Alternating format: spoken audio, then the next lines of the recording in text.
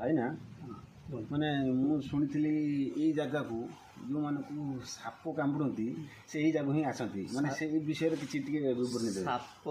ସାପଙ୍କର ଗରୁଡ଼ ହେଉଛନ୍ତି, ଶୁଣନ୍ତୁ, ଗରୁଡ଼ ସାପଙ୍କର ଯାହାକୁ ସାପଙ୍କର ଭୟ ସେ ଗରୁଡ଼ ଗୋସାଇଁ ଅଛନ୍ତି। ଠାକୁରଙ୍କର ବାଧାନକା ଆଗରେ ଯେଉଁ ଗରୁଡ଼ ଗୋସାଇଁ ବସିଛନ୍ତି, ଇଏ ବିଶ୍ୱବିଖ୍ୟାତ ଗରୁଡ଼। ଏମିତି ଗରୁଡ଼ ଆପଣ କେଉଁଠି ପାଇବେନି, ତାଙ୍କର ବହୁତ ମହିମା। ଗରୁଡ଼ ଗୋସାଇଁଙ୍କ ନାଁରେ ଭୋଗ ଆସେ, ମାଧାନଙ୍କ ପାଖରେ ଭୋଗ ହୁଏ, ଭୋଗ ଲାଗେ।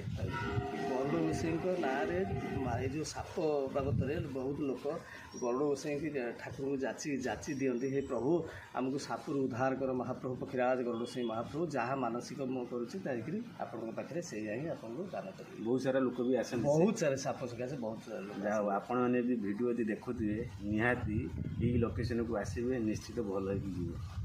ଜୟ ମାଧବଜୀ।